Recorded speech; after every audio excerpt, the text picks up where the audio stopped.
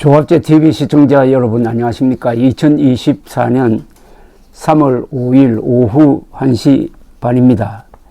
박순우 대구 가톨릭대 의과대학장이 오늘자 중앙일보에 칼럼을 기고했는데 제목이 의과대학 정원 2,000명의 늪 벗어나 대화로 풀자였습니다.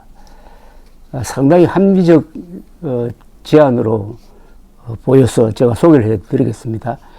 박 학장은 지금 의료계가 의대 정원 2,000명의 늪에서 헤어나지 못한 상황에서 전공의와 의과대학생은 병원과 학교 밖을 떠들고 있다면서 수련의들이 새 연차 근무를, 학생들은 새 학년을 시작해야 하는데도 텅 빈 강의실과 허전한 병원을 보면서 안타까움과 자책감이 든다고 했습니다.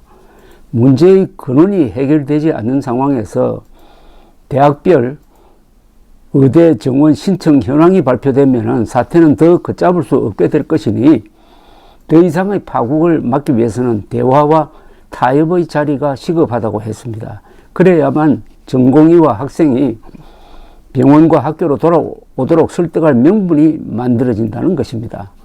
환자나 교실을 떠나서 마음이 편할 전공의와 학생은 없을 것이고 그들은 일상 복귀를 누구보다 더 원하고 있다고 했습니다. 박순우 학장은 원만한 타협을 위해 정부는 2,000명 정원의 논리적인 근거를 제시하고 해명해야 한다고 했습니다. 그러나 아직껏 수긍할 정도로 명쾌한 설명은 들은 적이 없다고 했습니다. 세 가지 보고서에 근거했다고 했으나 해당 연구자들은 매년 1,000명을 늘려 10년간 유지하거나 매년 5 내지 7% 누적 방식으로 늘리자고 제안했다고 공개를 했는데, 그러자 정부는 지난해 대학별로 조사했던 수요조사 정원 희망 인원 결과를 근거로 제시했다고 합니다. 박 학장은 그 조사 과정에 총장, 재단 등 외부 압력이 얼마나 작용했는지도 의심스럽고 대학 측에서 일방적으로 제시한 정원 희망 인원으로 국가 대사인 의사수 정원의 근거로 삼는 것은 부당하다. 무엇보다도 복지부에서도 이 문제를 잘 알 것이라고 했습니다. 이 대목이 핵심적인 지적으로 보입니다. 이번 사태의 출발점은 2,000명 정원이라는 파격성인데 그 수치의 근거가 약하다면 사태의 원점이 흔들리게 됩니다.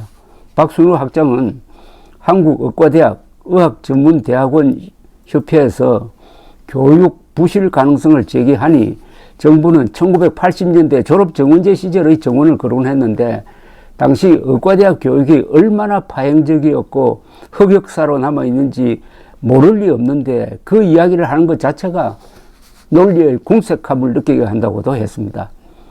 정원 규모가 결정된 다음에는 구체적 배분 방안이 있어야 하는데 정부는 배분 원칙에 비수도권, 소규모 의대, 지역 필수 의료, 교육 역량 등을 고려한다고 하더니 실제로는 지역 학교 규모, 국립과 사립 등에 따른 구분 없이 대학 임의로 정원 신청을 하도록 했습니다.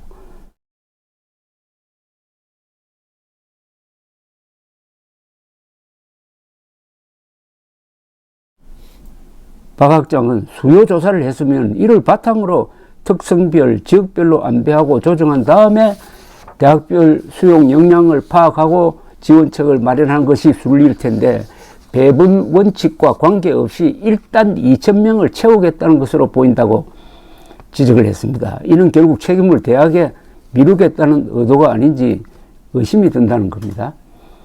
박 학장은 앞으로 몇 년 내에 6,600개 병상 이상의 대학 병원 분원들이 수도권에 신설될 가능성이 있다고 하는데 의사 정원 계획이 이들 병원에 필요한 인력을 확충하기 위한 것이라는 소문도 있다면서 박순우 학장은 이것이 정부의 의도는 아니더라도 결과적으로 그렇게 될 가능성이 높다고 전망을 했습니다.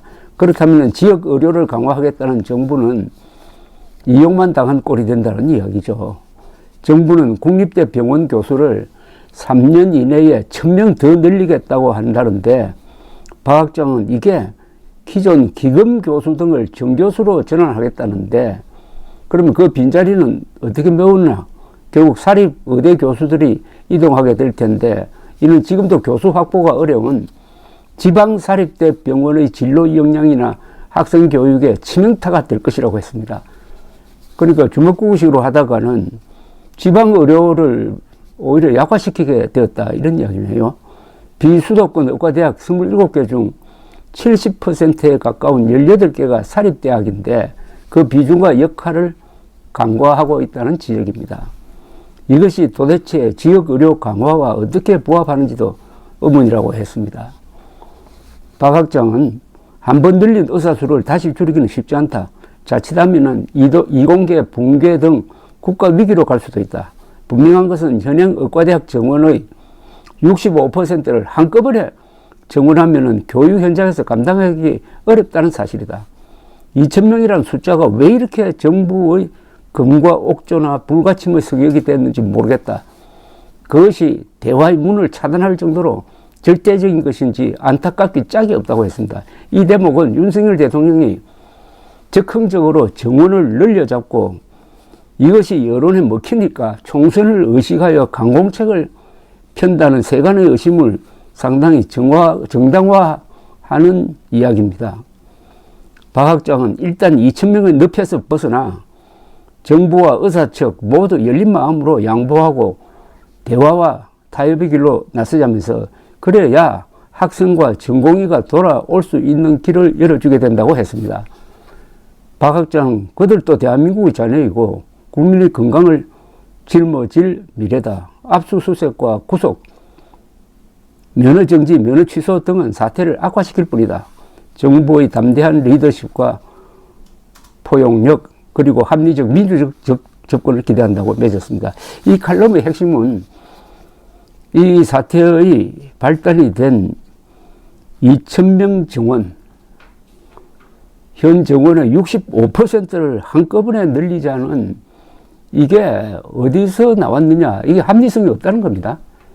근데 여기에 집착해가지고 윤석열 정부가 지금 밀어붙이고 있고 여기에 또 강력하게 반발하고 있는 전공의들의 병원 이탈 사태가 강대치를 하고 있는데 문제 해결은 그 2,000명에 집착하지 말고 거기서 벗어나서 일단 대화를 시작해야 된다. 대화를 시작하는 출발점이 2,000명을 신성불가침의 성역으로 만들지 말고 협상의 대상으로 삼아야 한다라는 전문가의 아주 저는 균형 잡힌 건의라고 제안이라고 생각되어서 소개해 드렸습니다. 감사합니다.